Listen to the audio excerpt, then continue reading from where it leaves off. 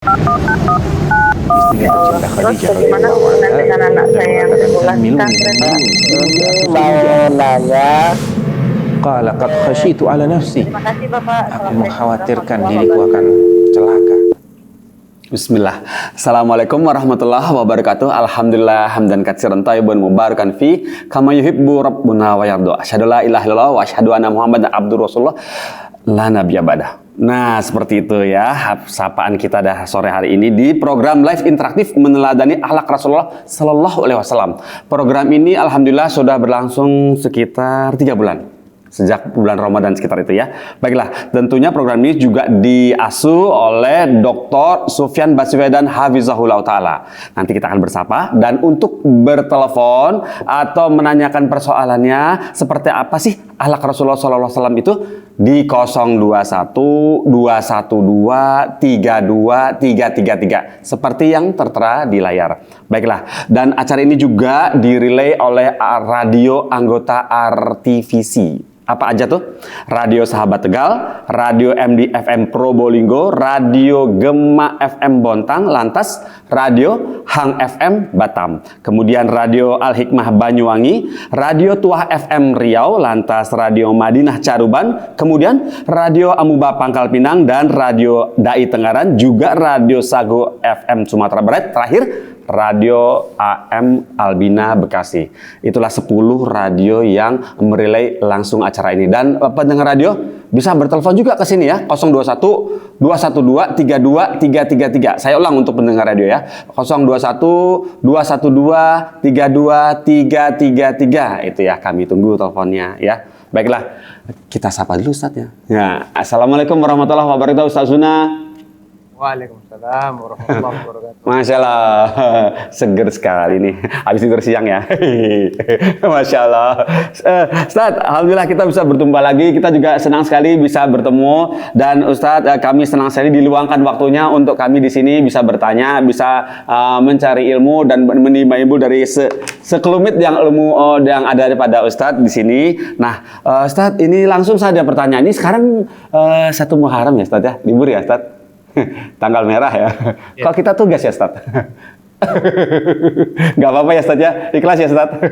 Karena kan hari libur itu bukan ditentukan oleh tanggalan, tapi oleh apa istilahnya aturan syariat juga gitu ya. Oh gitu, iya.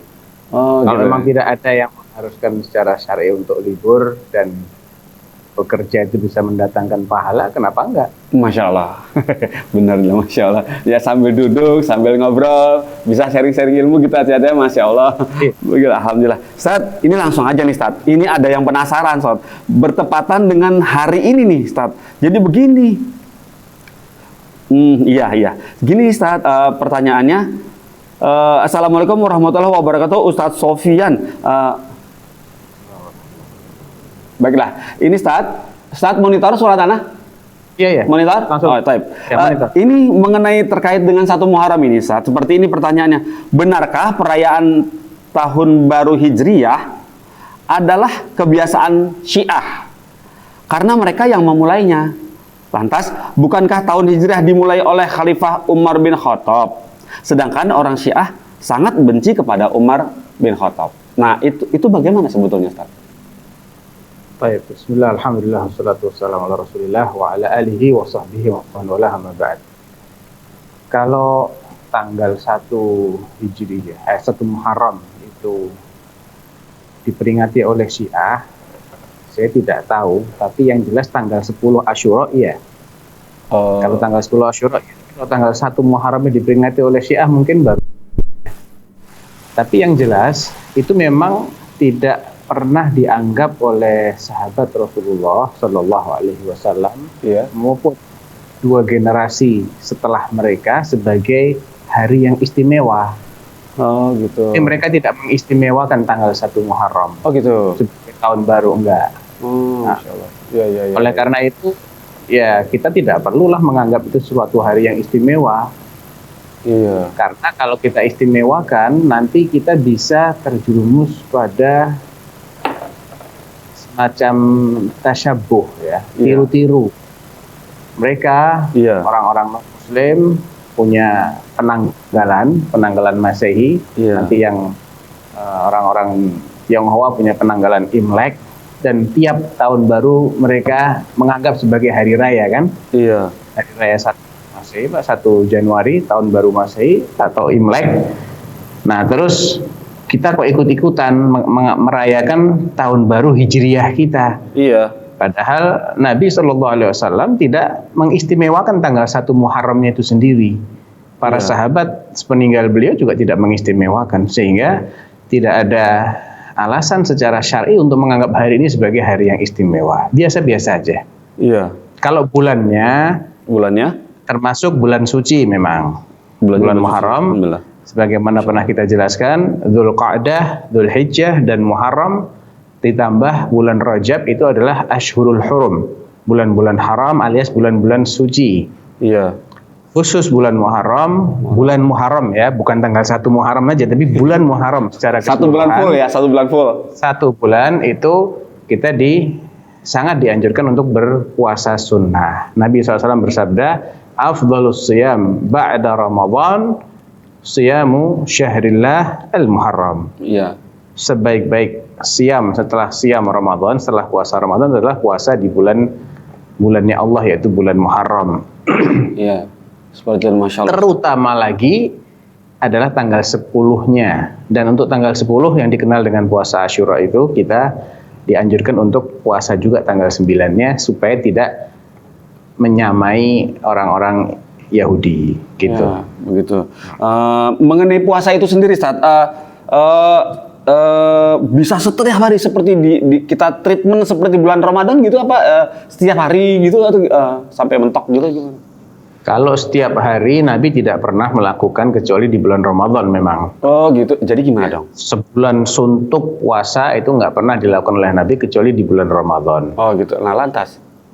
Ya diperbanyak saja, misalnya puasa Dawud atau ditambah lagi dengan puasa 13, 14, 15. Oh iya. Yang biasanya tidak punya kebiasaan ya, Oh, dia gitu. bisa menjadikan Lakukan di bulan sini. ini gitu. Oh. Tapi yang sudah punya kebiasaan puasa Dawud misalnya, Ya. itu sudah maksimal sebetulnya. Iya. Sudah maksimal. Iya betul. Gitu. Ya alhamdulillah seperti itu ya. Banyak yang kebingungan juga. Juga yang dimulainya puasa di hari Jumat boleh, Ustaz. Sekarang kan Kamis nih. Nah besok Jumat, mulainya besok boleh nggak? Kalau dalam rangka memanfaatkan waktu di bulan Muharram ini, misalnya dia mau puasa Dawud, Iya. mulainya besok nggak ada masalah. Cuma Daud aja yang boleh. Cuma karena niat Daud aja yang boleh atau? Artinya bukan dalam rangka mengkhususkan hari Jumatnya untuk puasa. Jadi kenapa Iya, antum betul, puasa hari Jumat? Ya karena hari Jumat. Jangan begitu. Iya. Gitu loh. Oh, iya. Puasa hari Jumat, ya karena ini bulan Muharram, saya besok longgar, nggak ada kesibukan, saya ingin puasa. Oh gitu. Bukan semata-mata kan hari Jumatnya ya. Jangan diniatkan khusus buat karena Jumat ya. Itu dia betul. Iya, kecuali kalau emang ada alasan syar'i, misalnya tanggal 9-nya kebetulan hari Jumat, misal nih. Iya. Kan besok tanggal 2 baik, tanggal 9 hari Jumat lagi kan? Betul. Nah, berarti kan kalau kita ingin mengamalkan puasa tanggal 9, ya kita puasa hari Jumat. Iya. Jadi bukan semata-mata karena hari Jumatnya, Karena tapi bukan karena hari Jumatnya. kebetulan itu tanggal 9, atau saya ingin memanfaatkan waktu luang. Oh gitu. Dan kebetulan waktu luangnya hari Jumat, misalnya seperti Iya. itu. Oh gitu, Masya Allah. Iya. Taib, Ustaz. Karena Seperti Nabi itu, ya. pernah bertemu dengan istri beliau, Juwairiyah, Juwaria. di hari Jumat. Ya, di hari Jumat. Dan kebetulan Juwairiyah sedang puasa. Oh gitu. Ditanya sama Nabi, asumti ams, apa kemarin kamu puasa? Qalat la, enggak ya Rasulullah. Atasumina gadan, besok kamu mau puasa lagi? Qalat la, enggak juga ya Rasulullah. Nah, terus? Fa'aftiri. Kalau gitu buka aja hari ini. Jadi jangan dikhususkan hari Jumat karena hari Jumatnya. Iya. Gitu loh. Kecuali kalau ada puasa sehari sebelumnya atau sehari setelahnya. Tapi ketika itu tidak mengkhususkan hari Jumat semata-mata karena hari Jumat, tapi karena alasan lain seperti kebetulan ini bulan Muharram, Iya. ada anjuran untuk puasa secara umum, Iya. dan besok saya longgar, misalnya hari ini belum longgar, banyak aktivitas, Iya. maka insya Allah nggak ada masalah. Atau iya. kebetulan karena jatah atau giliran puasa Daud saya harus ngelewatin hari Jumat, Iya. ya sudah nggak apa-apa puasa. Oh iya, Masya Allah Ustaz, Masya Allah. Ya, jazakumullah khair Ustaz atas sharing ilmunya, mantap nih. Semoga bisa sempat puasa. Ustaz, ini Ustaz, pertanyaan berikut nih Ustaz. Ini ada seperti ini. Assalamualaikum warahmatullahi wabarakatuh. Ustaz Sofyan, saya mau bertanya, saya pernah nonton acara ceramah di televisi. Pemateri mengatakan kalau bid'ah itu ada 5. Bid'ah itu ada 5 katanya. Mohon penjelasannya Ustadz. Dan apakah bid'ah ini termasuk hukum taklifi atau wad'i atau bagaimana ya Ustadz? Taib. Ya pertama harusnya yang ditanya yang menjelaskan ya. Kan bukan saya yang bilang bid'ah ada 5. Kalau saya meyakini bid'ah Gimana itu, sih ini? bid'ah dalam istilah syar'i semuanya satu hukumnya. Oh gitu. Sebagaimana kata Nabi, kullu bid'atin dhalalah. Semua yang masuk kategori bid'ah itu kesesatan. Kesesatan itu artinya penyimpangan. Tidak berada di atas ajarannya Rasulullah Sallallahu Alaihi Wasallam. Karena hanya ada 2. Famadza ba'dal haqqi illa dhalal. Apalagi yang tersisa setelah kebenaran kecuali kesesatan, ketidakbenaran. Iya. Nah, ini bid'ah yang dimaksud dalam terminologi syar'i. Tapi kalau yang dibahas bukan bid'ah dalam terminologi syar'i, tapi bid'ah secara pengertian bahasa, bisa dibagi menjadi 5. Karena bid'ah secara bahasa tidak sama dengan bid'ah secara syar'i. Bid'ah secara bahasa itu artinya sesuatu yang baru, nggak ada hubungannya dengan agama, ya pokoknya baru dia. Nggak ada hubungan penemuan baru, ya penemuan baru itu bisa dikatakan sebagai bid'ah. Ya, handphone, orang laptop, orang yang pertama kali menemukan sesuatu, menciptakan sesuatu namanya badi'. Makanya Allah Subhanahu wa taala menamai dirinya dengan Badi'us samawati wal ard. Dialah yang menciptakan langit dan bumi tanpa ada prototipe, tanpa ada contoh replika sebelumnya. Gitu loh. Iya. Inventor, nama orang Arab mengatakan mubdi', orang yang berkreasi, ya, menciptakan ide-ide yang baru. Nah, kalau dari sisi bahasa ya bisa aja, tapi jangan dikaitkan dengan agama. Oh gitu. Begitu yang dibahas adalah amaliyah ibadah, berarti kan bagian dari agama. Iya. Kita nggak boleh pakai istilah bahasa untuk sesuatu yang sudah punya definisi secara syar'i. Tidak boleh menggunakan suatu Nanti kacau. Termasuk yang mungkin mereka salah faham terhadap beberapa statement ulama, baik dari kalangan sahabat maupun berikutnya. Seperti seperti Sayyidina Umar bin Khattab radhiyallahu anhu. Ketika di masa kekhalifahannya, beliau menghidupkan kembali sholat tarawih berjamaah. Iya, sholat tarawih. Yang sudah bertahun-tahun itu tidak terlaksana. Tapi pertanyaannya, apakah sholat tarawih berjamaah itu pertama kali terjadi di masanya Umar? Ataukah pernah terjadi di masa Nabi? Pernah terjadi. Pernah terjadi di masa Nabi. Iya. Ya. 3 malam beliau sholat tarawih berjamaah, kemudian karena beliau khawatir nanti dijadikan sebagai sholat wajib, akhirnya beliau tidak mau memimpin sholat tarawih berjamaah. Sahabat dibiarin sholat sendiri-sendiri. Masya Allah. Kalau Nabi sudah meninggal kan aman, nggak mungkin ada aturan baru. Iya. Yang sudah dinyatakan sebagai sunnah akan selamanya menjadi sunnah, tidak akan menjadi wajib. Iya, Ustaz. Nah, akhirnya di masa Sayyidina Umar, beliau melihat di Masjid Nabawi kok kayaknya kurang tertib, orang sholat mencar-mencar gitu ya, ada yang berkelompok-berkelompok. Akhirnya beliau mengatakan, alangkah baiknya kalau saya satukan mereka dengan satu imam. Diangkatlah sahabat Ubay bin Ka'ab untuk mengimami mereka. Masya Allah. Keesokan harinya di waktu yang sama, waktu malam, ba'dal isya, beliau melihat kaum muslimin sholat berjamaah diimami oleh Ubay bin Ka'ab. Barulah beliau berkomentar, ni'matil bid'atu hadhihi. Sebaik-baik bid'ah adalah ini. tentu yang dimaksud bukan bid'ah secara syar'i. Oh, sholat tarawih kok bukan bid'ah secara syar'i, gimana ya, Ustaz? Bukan, Bingung. bukan, karena nggak mungkin ini dikategorikan sebagai bid'ah. Karena apa? Syaratnya untuk menjadi bid'ah itu Nabi nggak pernah ngajarkan. Oh iya, walaupun sedikit tapi udah pernah gitu, ya. Udah pernah gitu loh.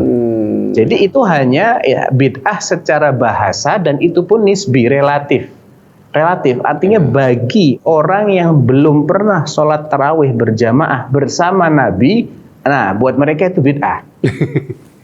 Gitu. Tapi bagi sahabat yang sudah pernah sholat tarawih berjamaah bersama Ya, Nabi enggak nggak lagi. bisa dikatakan bid'ah. Secara bahasa nggak masuk, secara syar'i juga nggak masuk. Iya betul.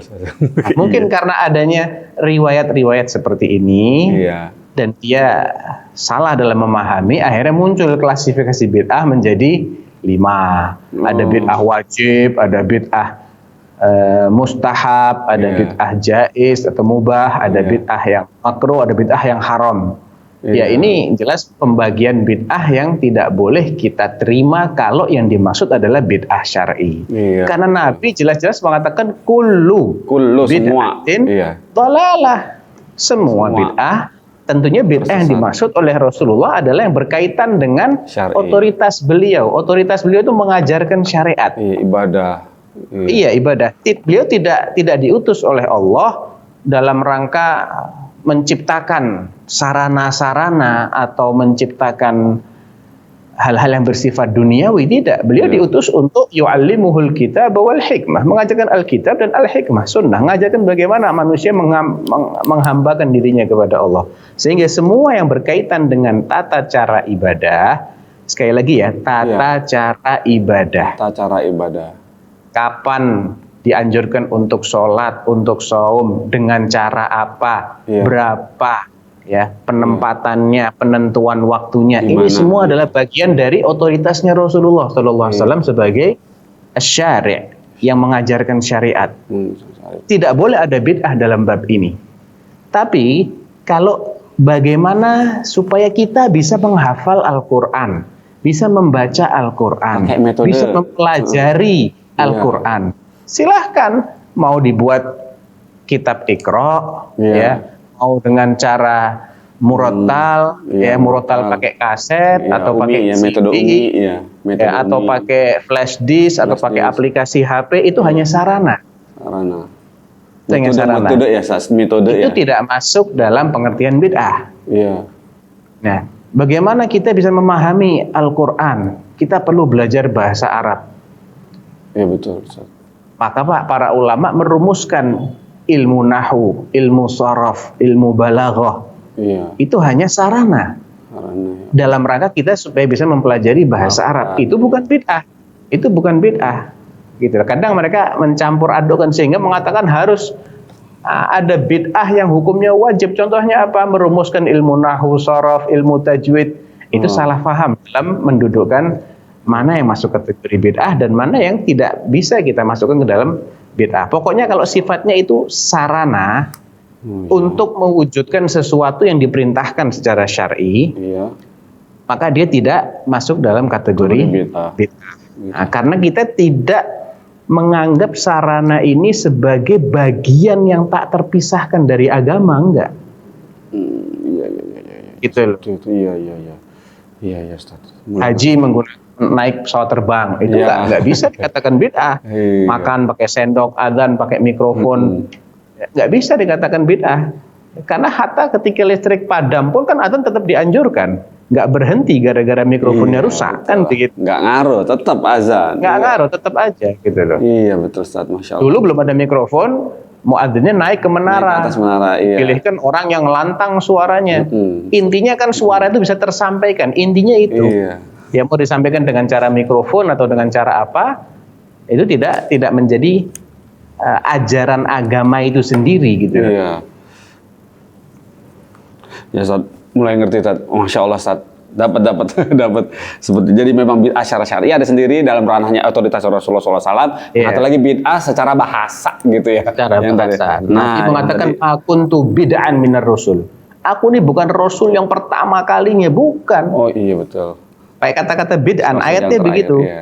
Ma kuntu bid'an minar rasul. Ya, aku bukan Rasul yang pertama kali, kan sudah pernah ada Rasul-Rasul sebelum beliau. Iya, Rasul terakhir ya, iya betul. Masya Allah Ustaz.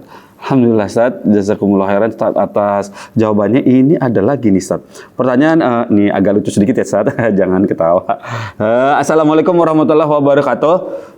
Ustaz Sofyan, mau bagaimana hukumnya orang yang menabrak kucing hingga mati tanpa sengaja? Adakah hadis yang mengatakan kalau kita nabrak kucing maka kita akan mendapat malapetaka? Gimana tuh?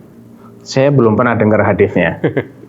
Ya kalau nggak sengaja, khalas, nggak sengaja, nggak berdosa, namanya juga nggak sengaja. Iya. Allah mengatakan ketika Allah berfirman menceritakan doanya orang beriman, Rabbana la tu'akhidna in nasina au akhtana, dan sampai selesai ayatnya itu, di akhir ayat itu Nabi SAW menceritakan bahwa Allah mengatakan qad fa'altu. Iya, kata Allah, aku tidak akan menghukum, menyiksa orang-orang yang berbuat sesuatu karena nggak sengaja atau karena lupa. Iya. Allah tidak akan membebani kita dengan sesuatu yang di luar kemampuan kita. Allah akan begini. Iya, Allah akan melakukan itu semua. Artinya Allah tidak akan menghukum orang yang nggak sengaja. Jadi kalau nggak sengaja ya sudah.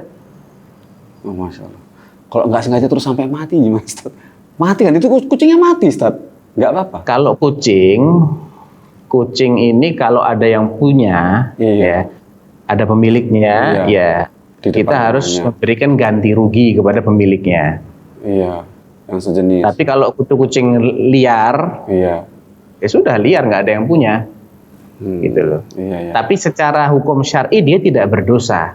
Oh, gitu. Hanya saja tidak berdosa itu tidak otomatis nggak ada kompensasi di dunia. Gitu. Kalau ada yang punya ya dia harus selesaikan lah. Ini kucing harganya berapa misalnya. Nggak tahu yang udah beranggora gitu. Aduh. Ya apapun lah, gitu. Karena sesuatu yang sudah rusak itu harus dijamin. Kalau dia harta yang memang dilindungi secara syar'i, artinya dia secara syar'i dianggap sebagai harta, dan kucing itu bisa dianggap sebagai harta. Iya betul, untuk beberapa. Walaupun ada khilaf komunitas. Dalam masalah boleh tidak jualan kucing, ada perselisihan. Tapi hadisnya yang mereka jadikan sebagai dalil di situ hadisnya lemah. Yang sahih yang dilarang adalah jualan anjing. Jumhur ulama mengatakan jualan kucing itu boleh tapi makruh, tidak haram.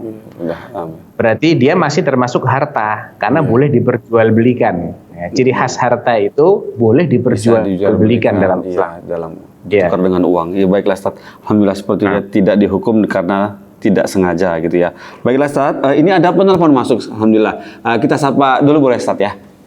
Waalaikumsalam. Assalamualaikum Fatwa TV.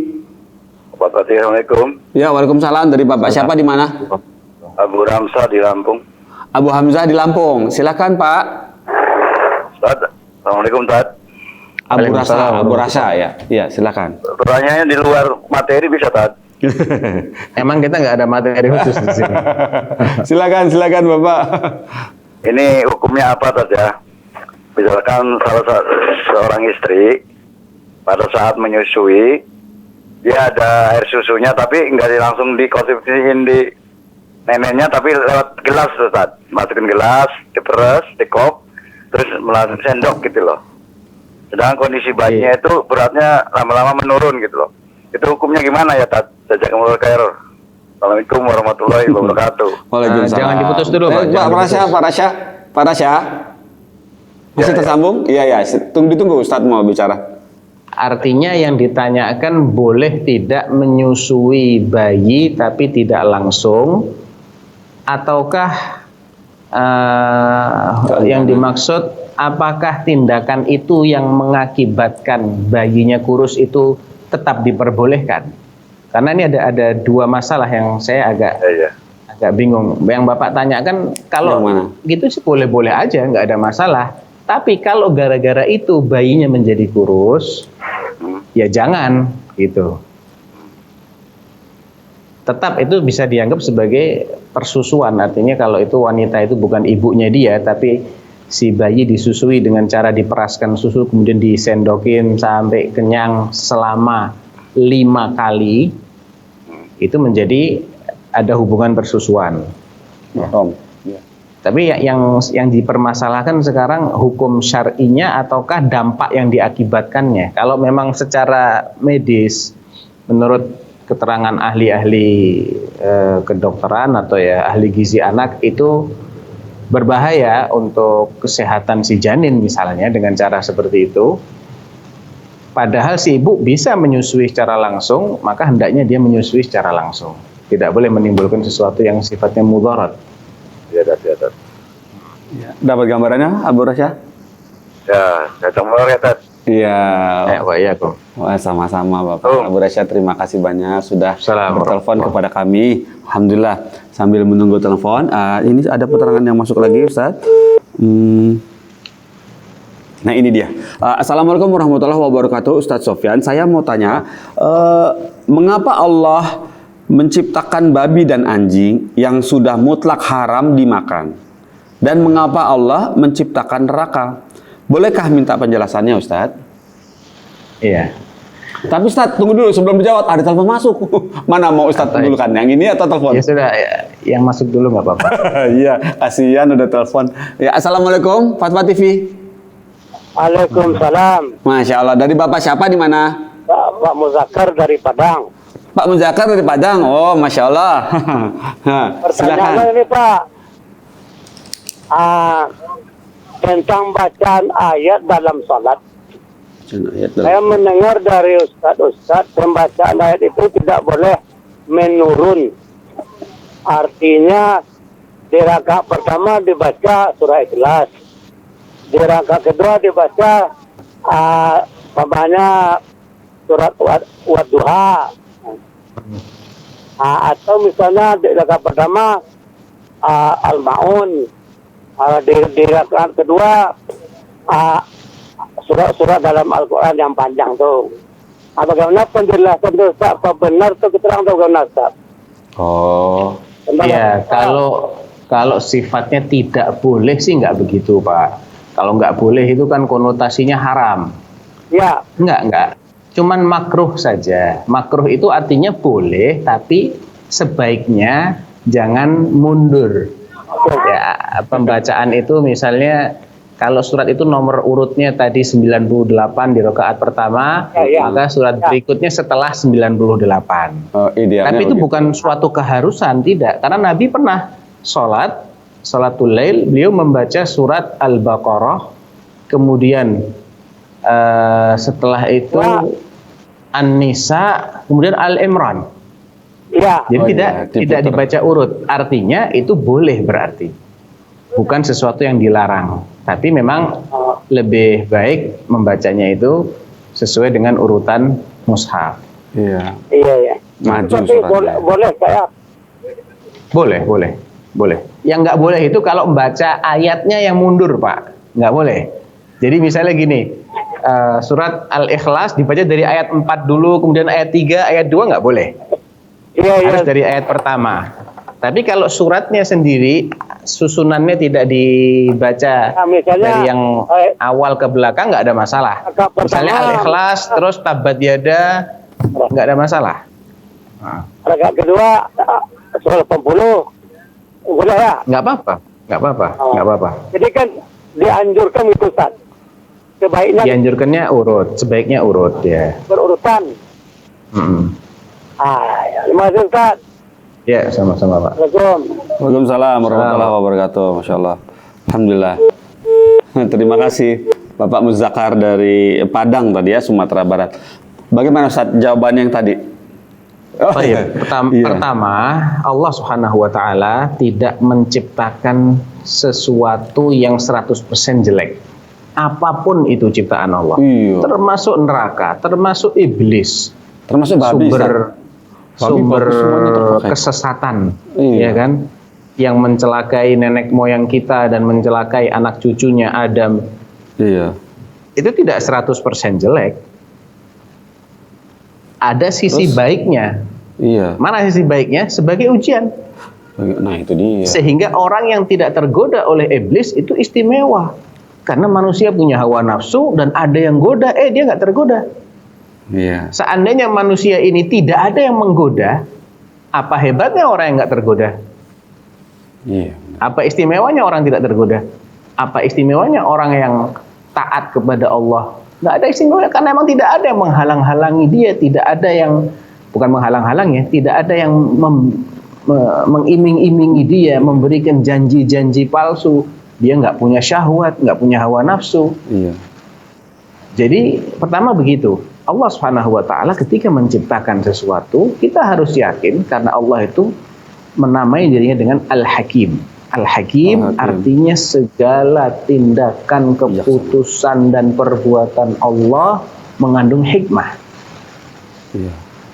Sebagai hamba Allah, mempercayai sifat hikmah yang senantiasa melekat pada ketetapan dan perbuatan Allah itu suatu bagian yang tidak terpisahkan dari mengimani Allah itu sendiri.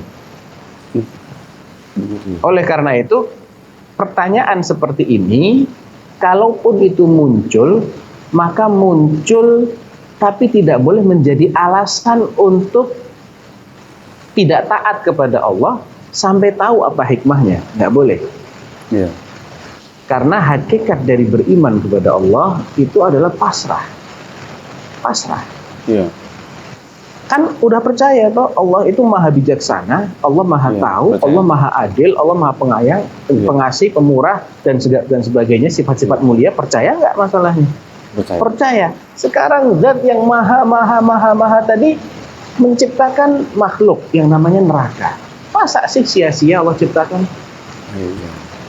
Gitu loh. Kalau kita belum tahu manfaatnya neraka apa, itu nggak boleh jadi alasan untuk membangkang terhadap perintah Allah. Kalau Allah menciptakan babi, ada manfaatnya? Pasti ada. Pasti ada, banyak. Khamr aja ada manfaatnya kok. Allah mengatakan yas'alunaka 'anil khamri wal maisir. Khamr dan perjudian. Haram kan? Haram. Bil ijma, agama-agama selain Islam pun, agama Yahudi, agama Nasrani yang masih asli itu mengharamkan khamr, mengharamkan perjudian. Tapi bukan berarti yang haram itu nggak ada manfaatnya. Ada manfaatnya. Tapi syariat kita yang bijak ya, syariat yang penuh dengan rahmat dan keadilan ini tahu bahwa manfaatnya kalau dibandingkan dengan bahayanya jauh lebih besar bahayanya. Sehingga diharamkan dia. Kenapa juga masih ada orang berjudi? Ya begitulah, Malah satu kota ada hikmahnya gitu loh. Iya betul. Kenapa Allah masih ciptakan babi? Ya sudah nggak usah diciptakan aja. Allah ciptakan babi sebagai ujian buat kita. Coba kita simak, kita renungi firman Allah di surat Al-Maidah. Ayat-ayat ke berapa itu ya? Bagian belakang. Allah berfirman, "Ya ayyuhalladzina amanu la yabluwannakumullahu bisaydin tanaluhu aydikum wa rimahukum liya'lamallahu man yakhafuhu bil ghaib." Ini ayat ini ditujukan kepada sahabat yang ketika itu sedang dalam keadaan ihram. Ihram itu kan nggak boleh berburu tuh. Nggak boleh. Nggak boleh, pantangan. Ya. Padahal mereka itu salah satu mata pencahariannya adalah berburu. Nah, Allah ingin sengaja menguji keimanan mereka dengan cara apa? Wahai orang-orang yang beriman, kata Allah dalam ayat ini, Allah benar-benar akan menguji kalian dengan binatang buruan yang sangat mudah untuk ditangkap. Dengan tangan aja bisa dipegang. Atau dengan tombak. Artinya tidak perlu pakai panah. Deket, dia akan berseliweran nanti di sekitar kalian. Dan kalian ketika itu dalam keadaan ihram, dalam keadaan nggak boleh berburu. Liya'lamallah, agar Allah bisa membuktikan siapa yang tetap takut kepada Allah walaupun tidak ada yang melihat. Misalnya dia sedang sendirian di bawah pohon, tiba-tiba lewat rusa, di sampingnya dia duduk, tapi dia ihram. Dia mau tangkap, mau sembelih bisa. Tapi kan dilarang gitu loh. Nah, itulah fungsinya untuk menguji kita, mana yang lebih kita kedepankan, hawa nafsu kita, akal kita, ataukah iman kita terhadap bahwa di balik aturan Allah inilah yang pasti akan membawa maslahat bagi kita. Kalau kita prinsipnya seperti itu, walaupun kita nggak tahu apa hikmahnya, nggak ada masalah buat kita. Nah, orang-orang Yahudi juga begitu dulu. Orang-orang Yahudi itu dilarang mengail dilarang mencari Hari Sabtu. ikan di hari Sabtu. Iya. Tapi Allah sengaja ketika hari Sabtu ikan tuh datang luar biasa banyaknya. Iya. Selain hari Sabtu nggak ada ikan yang datang. Ya untuk ujian. Iya, itu cerdas ya Ustaz ya. Jumat pasang perangkap. Cerdas loh. Bukan cerdas, licik. Licik ya. Ngakalin Allah ya. Cerdas itu kan terpuji. Kalau Oh itu iya. licik, nekat. Kelewat cerdas 14. Kerja. Ya Ustaz, begitu ya. Alhamdulillah jazakumullah khair Ustaz atas jawabannya. Ini sudah ada penelpon masuk. Kita boleh tanggapi ya Ustaz ya. Assalamualaikum Fatwa TV. Waalaikumsalam warahmatullahi wabarakatuh. Masya Allah, dari Bapak siapa di mana? Assalamualaikum warahmatullahi wabarakatuh. Pak Pongki. Iya, dari Bapak siapa? Ya, dari Abu Hanif, Pak Alex dari Bandung ini. Oh, Abu Hanif dari Bandung. Abu Hanif, boleh minta tolong televisinya dikecilkan suaranya.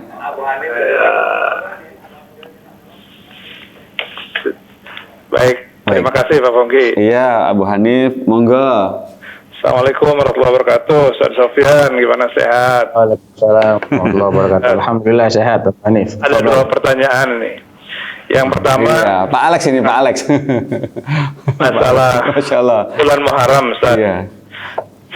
Selain tadi ibadah saum sunnah yang dianjurkan di bulan Muharram itu ibadah sunnah apalagi yang dianjurkan oleh Rasulullah SAW.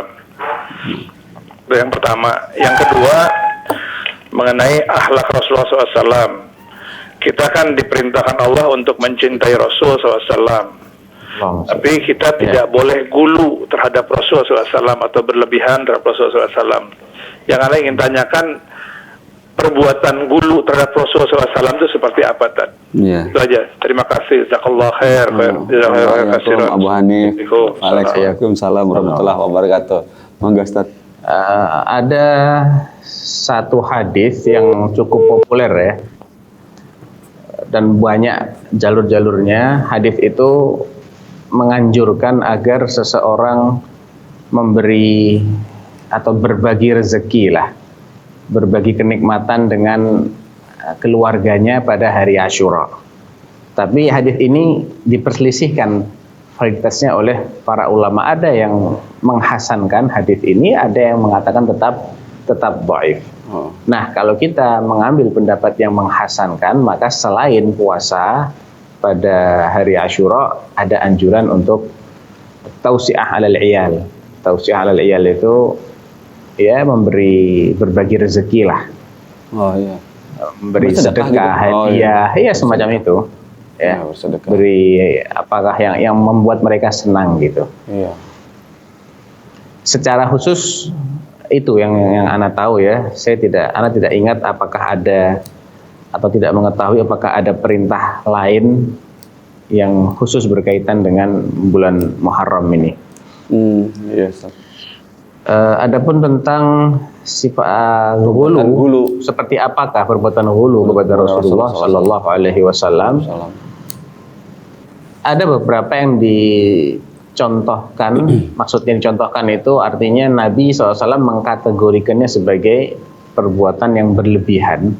Seperti ketika beliau mendengarkan nyanyian anak-anak kecil, salah satu yang diucapkan oleh anak-anak itu adalah wa fina nabiyyun ya'lamu ma fi ghadi. Dan di antara kita ada seorang nabi yang mengetahui apa yang akan terjadi esok. Nah, menganggap Nabi mengetahui apa yang akan terjadi esok, ini ghulu. Oh, iya. Kata Nabi, ya qulu biqaulikuma au bi ba'dhi qaulikuma wala yajriyannakumus syaitan. Wala yajrimannakumus syaitan.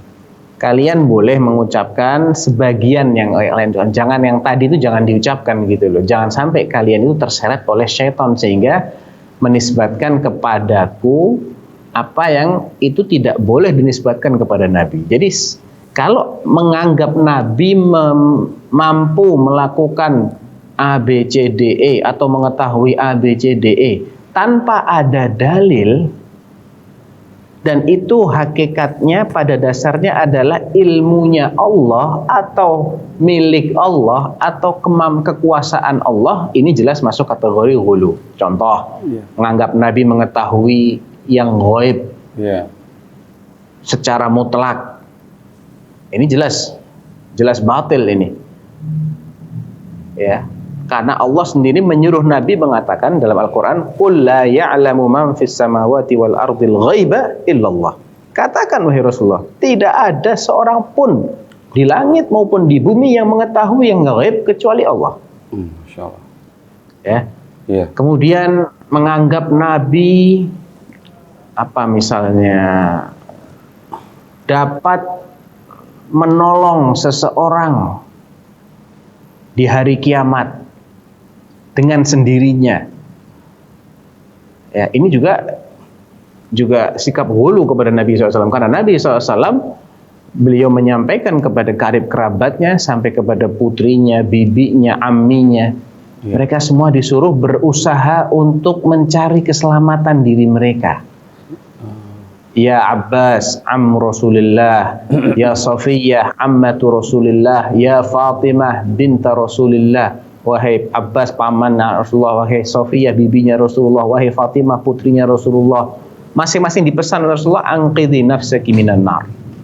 Selamatkan diri kamu sendiri dari neraka. Fa inilah amliku laki minallahi syai'an. Aku enggak berkuasa apa-apa di hadapan Allah. Artinya kalau Allah menganggap engkau ini tidak layak untuk masuk jannah misalnya karena perbuatanmu, Iya. karena dosa-dosamu, aku nggak bisa. Ya Allah, jangan ya Allah, jangan. Saya nggak terima, nggak bisa Nabi begitu. Iya. Mau anaknya Nabi sendiri, kalau dia tidak menempuh, mengupayakan sebab-sebab keselamatan di akhirat, Nabi nggak bisa nolong. Nah, kalau ada orang meyakini, pokoknya kalau sudah anak cucunya Nabi, mesti dijamin masuk jannah. Ini hulu namanya. Iya. Ya, termasuk sikap melampaui batas. Iya.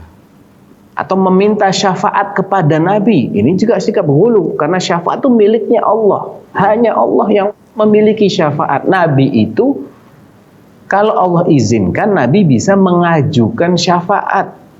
Tapi tidak berarti syafaatnya Nabi itu pasti diterima oleh Allah. Enggak. Iya. Dan tidak semua orang yang diajukan syafaat oleh Nabi akan mendapatkan syafaat. Belum tentu. Tergantung Ya, walhasil, proposalnya. ya, termasuk sifat menggelari Nabi dengan gelar-gelar yang itu sebetulnya hanya milik Allah. Iya, Ya. betul. Seperti yang Nyanyian-nyanyian. di sholawat nariyah, di sholawat nariyah itu wulu, lafadznya lafadz wulu. Oh, Ya. iya. Allahumma sholli ala Muhammadin sholatan, apa itu istilahnya, tangqadhi biha tangkashifu bihal qurab wa tuqdha bihal hawaij, dan seterusnya. Iya. Wa tuqdha bihi, bukan biha. Kalau biha malah nggak apa-apa, tapi kalau bihi artinya bi Muhammad. Melalui Muhammad ini semua bencana akan terangkat. Melalui Muhammad semua hajat akan terpenuhi. Nah, ini jelas hulu sama Nabi SAW. Iya. Masya Allah. Karena yang menyingkapkan bencana, yang mengabulkan hajat itu Allah Subhanahu wa Ta'ala. Yang mengetahui yang gaib Allah, yang memiliki syafaat Allah, yang bisa menyelamatkan Allah, yang bisa mengabulkan doa, memberikan rezeki dan lain sebagainya Allah Subhanahu wa Ta'ala. Nah, Masya Allah. minta kepada Nabi sekarang, minta kepada Nabi walaupun dia berdiri di depan kuburan Nabi, dia minta kepada Nabi, ini termasuk ghulu. Oh gitu ya, Masya Allah. Termasuk ghulu. Ya.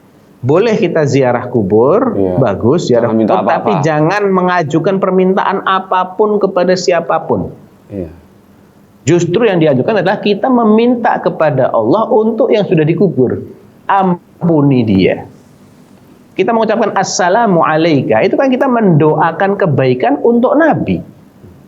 Assalamu alaika ya Rasulullah. Salam sejahtera. Semoga keselamatan tercurah kepadamu wahai Rasulullah. Enggak boleh dia mengatakan ya Rasulullah salimni, ya Rasulullah selamatkan ana, lindungi saya. Ini hulu. Waduh. Masuk syirik kecil atau? Iya, syirik akbar. Waduh. Syirik akbar. Bukan syirik kecil, syirik akbar. Akbar. Akbar. Nah, Masya Allah, subhanallah. Iya ya Ustaz. Tapi Ustaz, alhamdulillah Ini ilmunya membuat kita supaya pemirsa dan pendengar radio kita lebih berhati-hati ya. Baiklah ini Ustaz, pertanyaan berikut itu seperti ini ya. Assalamualaikum warahmatullahi wabarakatuh, Ustaz Sofyan. Waalaikumsalam warahmatullahi wabarakatuh. Bolehkah kita menggunakan titel haji atau hajah? Dalam kurung julukan atau gelar Pak Haji atau Ibu Hajah. Padahal Rasulullah SAW, sahabat tabi'in tidak menggunakan gelar tersebut. Nah, apakah hal tersebut merupakan kebid'ahan? Dan apakah kalau sudah naik haji, maka pasti masuk surga karena dosanya sudah dihapuskan? Semoga kita dimudahkan dalam menunaikan rukun Islam yang kelima ini. Amin. Jazakallah khairan. Taib. Adapun menggunakan gelar haji atau hajah itu bid'ah atau tidak? Boleh ditempel nggak, Sat? Tulisan H itu. Kalau ditempelkan, saya khawatir itu masuk kategori riya atau sum'ah.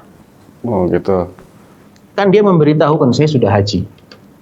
Saya sudah haji, kalau laki haji, kalau perempuan hajah. Haji, iya. Gitu. Itu saya nggak tahu ya bid'ah atau bukan, tapi yang jelas itu berbahaya. Itu berbahaya. Ya. Gitu. Apalagi ibadah yang mengandung prestis seperti haji dan umroh. Umroh nggak ada gelarnya, tapi kalau haji ada gelarnya. Iya. Padahal dua-duanya itu mengandung prestis. Oh, iya. Makanya Allah Subhanahu wa taala memberikan stressing, penekanan tentang keikhlasan bagi orang yang melaksanakan haji atau melaksanakan umroh. Dalam Al-Quran Allah mengatakan wa atimul hajja wal umrata lillah. Sempurnakanlah ibadah haji dan umroh untuk Allah. Emang yang lain nggak disuruh menyempurnakan untuk Allah? Iya, sholat, puasa, yang lain-lain juga. Cuman khusus haji dan umroh itu karena dia punya prestis dan potensi riaknya lebih besar daripada yang lain-lain. Makanya Allah tekankan kita agar benar-benar menjaga keikhlasan. Di surat Al-Imran ayat 96 atau 97, walillahi 'alan nasi. Allah menegaskan untuk Allah lah kewajiban hajjul baiti. Kewajiban menunaikan haji itu berlaku bagi manusia. Artinya manusia ini kalau mau haji, niatkan benar-benar lillahi ta'ala. Walillahi 'alan nasi hajjul baiti man istata'a ilaihi sabila, bagi yang memiliki kemampuan untuk menempuh perjalanan ke sana. Ya. Wa man kafara fa innallaha ghaniyun 'anil 'alamin. Barang siapa yang mengingkari kewajiban ini, maka sesungguhnya Allah Maha enggak butuh selama kepada alam semesta. Jadi hati-hati, jangan sampai kita sudah lama ngantri bertahun-tahun menyisihkan biaya gara-gara satu huruf kita nempel. pasang satu huruf nempel di nama kita ini di kartu nama. Ternyata itu merusak keikhlasan haji kita, hanya dianggap jalan-jalan sama Allah. Nggak ada pahalanya sama sekali. Dianggap touring. Umroh kita juga begitu. Karena Allah nggak butuh sama amal soleh kita. Amal soleh aja Allah nggak butuh loh. Apalagi amalan riya coba. Subhanallah. Kalau kita mengenal Allah, benar-benar kita mengenal Allah, kita ini mestinya malu untuk nyebut-nyebut. Saya sudah haji ya Allah. Ana tanya antum, haji sama sholat penting mana? Sholat. Penting sholat. Iya. Ya. Kenapa sholat nggak pakai gelar? S. Sholat. Iya. Padahal udah 5 kali sehari ya. Ntar zakat Z, haji H. Buat apa gitu loh? Iya. Ada pun pertanyaan yang kedua, apakah yang sudah haji pasti masuk surga? Jawabannya siapa yang bilang? Kalau hajinya haji mabrur, dia akan mendapat pahala surga. Tapi haji mabrur itu bukan cuma hajinya saja yang diperhatikan, sebelumnya maupun setelahnya. Sebelumnya artinya sebelum dia menunaikan haji, itu dia harus menjaga tauhidnya. Karena haji itu aplikasi dari tauhid. Aplikasi tauhid haji itu. Kalau dia menunaikan haji dalam keadaan belum bertaubat dari syirik akbarnya dia, ia mau haji 100 kali, mau tiap tahun haji sampai mati dia, nggak ada artinya hajinya dia. Karena syarat untuk menjadi Bertauhid dulu. Untuk diterimanya ibadah dia belum penuhi. Iya. Kemudian setelah haji dia juga harus jaga tauhidnya. Nah, itu yang berat, Ustaz. Iya, itu yang berat Itu memang. yang berat. Istiqomah itu yang Godain berat. haji, Pak Haji. Masuk Islam itu gampang, mempertahankan Islam yang berat. Iya. Kalau nggak beriman kan? Ustaz, gimana kalau saya nggak diminta, Ustaz? Tiba-tiba lewat, Pak Haji, mampir Pak Haji. Itu gimana, Ustaz? Padahal nggak dipasang huruf H-nya. Pak Haji mampir, nanti lewat sana lagi, Pak Haji mampir. Gimana tuh, Ustaz, menata hatinya? Menata hajinya, ya abaikan saja. Artinya kita gitu. nggak usah terlalu berbahagia dipanggil dengan Pak Haji, karena kita anggap ya ini kan tradisi saja. Kalau lihat orang pakai songkok, pakai baju koko, Pak Haji. biasanya dipanggil Pak Haji. Gitu. Iya. Padahal belum tentu dia haji. Gitu. Kadang dia belum haji dari panggil Pak Haji. Iya, suka gitu emang. Baiklah, Ustaz, alhamdulillah, Ustaz. Ini ada penelpon masuk dan kita masih memiliki waktu sekitar 6 menit. Nah, ya, boleh Ustaz kita tanya ya, 6 menitnya. Bismillah. Assalamualaikum warahmatullahi wabarakatuh. Fatwa TV. Waalaikumsalam warahmatullahi wabarakatuh. Iya, Bapak siapa di mana? Pak Rasid, Pak, di Jakarta Pusat. Pak Rashid, Jakarta Pusat. Iya. Ya, silakan Pak. Kita masih punya waktu, ya, tapi agak terbatas, nggak apa-apa ya. Baik, silakan Pak.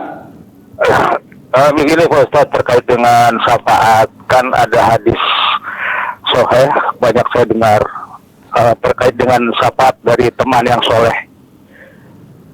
Diceritakan bahwa setelah masuk surga semua itu si teman yang soleh ini bertanya kepada Allah langsung, Pak Ustadz, ya Allah, mana teman kami si Fulan yang dulu sholat bersama kami, puasa bersama kami. Nah, terus waktu itu dijawab Allah, suruh cari dia dikeluarkan dari neraka. Ini apa begini Pak Ustadz, ceritanya benar apa gimana? Ini saya dapat dari TV Sunnah juga Pak Ustadz.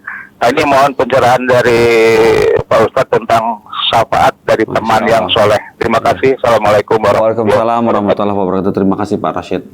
Silakan, Waalaikumsalam warahmatullahi wabarakatuh. Sebetulnya kita harus tahu syafaat itu apa sih? Syafaat itu secara singkat adalah mediasi, menjadi perantara dalam rangka memintakan kebaikan atau menghindarkan keburukan dari orang lain. Ya, itu namanya syafaat. Jadi kalau saya misalnya Mas Pongki punya kepentingan yang tidak bisa langsung disampaikan ke orang tertentu, nah kemudian saya menjadi mediatornya, makanya gitu. Saya melakukan apa yang dimaksud dengan mengajukan syafaat. Mengajukan syafaat. Tapi yang memiliki hak mutlak untuk mengizinkan, ya Fulan, silahkan kau ajukan syafaat, itu Allah Subhanahu wa Ta'ala. Iya. Dalam ayat kursi kan jelas sekali, man dzalladzi yashfa'u 'indahu illa bi'idznih. Emangnya siapa? Gitu loh. Artinya emangnya siapa yang bisa mengajukan syafaat di sisi Allah kalau Allah nggak izinkan?